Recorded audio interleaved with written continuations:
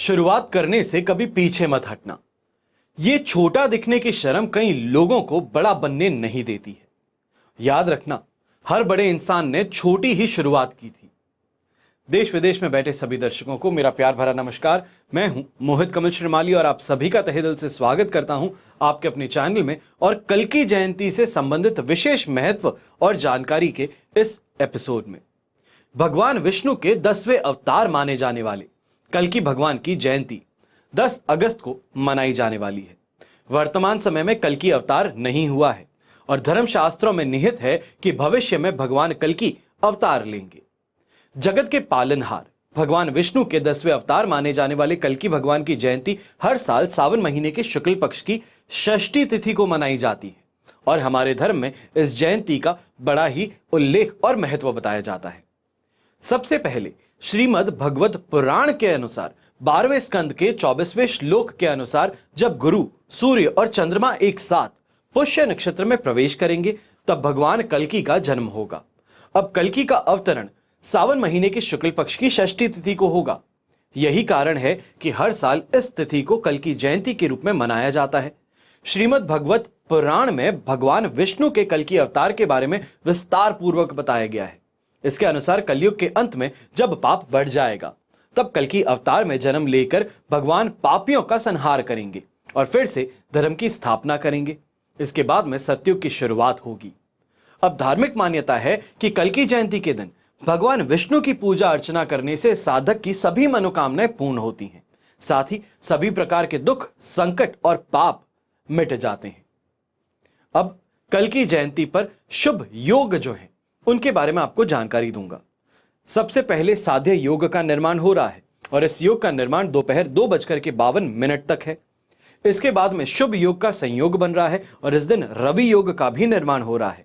कुल मिलाकर के कहें तो कल्कि जयंती पर साध्य, शुभ और रवि योग का निर्माण होगा और इन योग में भगवान कल्कि की पूजा करने से साधक को मनचाहा वरदान प्राप्त होगा। इसके साथ ही कल्कि जयंती पर शिववास योग भी बन रहा है।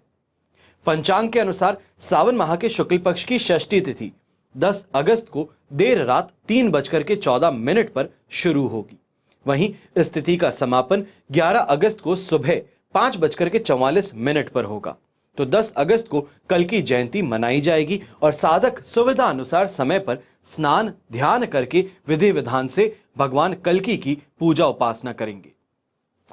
कहा जाता है कि 64 कलाओं से परिपूर्ण भगवान कल्कि अवतार है। अग्नि पुराण में भगवान कल्कि अवतार के स्वरूप का चित्रण किया गया है। इसमें भगवान तीर कमान के साथ में घुड़सवार करते हुए नजर आते हैं। जो घोड़ा है वो सफेद रंग का। अब कल्कि अवतार के बारे में कहा जाता है कि भगवान का यह स्वरूप 64 कलाओं से परिपूर्ण होगा। भगवान सफेद रंग के घोड़े पर सवार होंगे जिसका नाम देवदत्त होगा। महाभारत और कई धर्म ग्रंथों के रचयिता महर्षि वेद व्यास जी ने हजारों वर्ष पहले भविष्यवाणी की थी। जैसे जैसे कलयुग का समय बीतता जाएगा धरती पर अत्याचार और पाप भी बढ़ता जाएगा। व्यक्ति में संस्कार का नाश हो जाएगा। कोई गुरुओं के उपदेश का पालन नहीं करेगा। वेदों को मानने वाला कोई नहीं होगा और अधर्म अपने चरम पर होगा।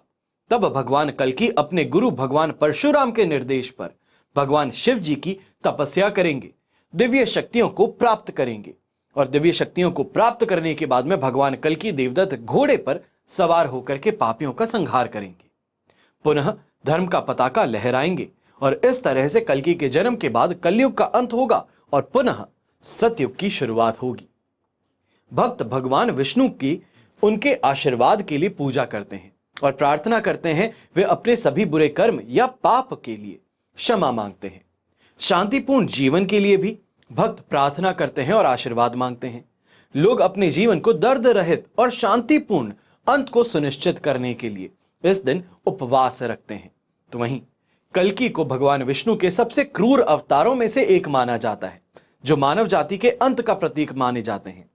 तो भक्त पूजा करते हैं और मोक्ष की तलाश करने के लिए उपवास रखते हैं, क्योंकि उन्हें यह मान्यता है कि अंत निकट है, इसलिए अंत से पहले अपने पापों के लिए दया और क्षमा मांगते हैं। कल्कि देवताओं के 8 सर्वोच्च गुणों का प्रतीक है और उनका मुख्य उद्देश्य एक विश्वासहीन दुनिया की मुक्ति है।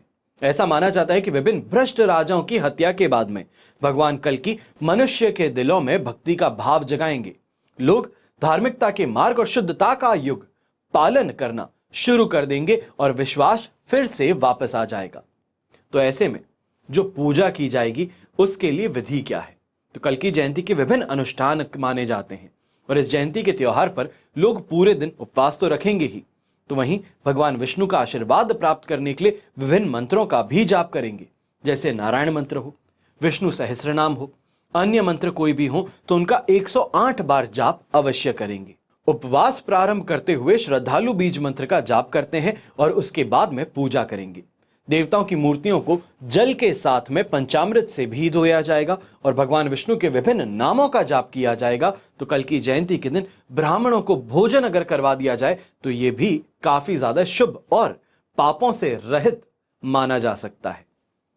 आज के एपिसोड में बस इतना ही। आशा करता हूं आपको यह एपिसोड पसंद आया होगा और पसंद आया है तो इस चैनल को सब्सक्राइब जरूर कीजिएगा, क्योंकि आने वाले कुछ ही समय में रक्षाबंधन का मुहूर्त, जन्माष्टमी पर पूजा का मुहूर्त, साथ ही साथ में सितंबर का राशिफल, डेली राशिफल, साथ ही साथ में साप्ताहिक राशिफल की फिर से शुरुआत होने वाली है। तो इन सभी के लिए इस चैनल को सब्सक्राइब कर अपना प्रेम इस चैनल के साथ में बनाए रखिएगा।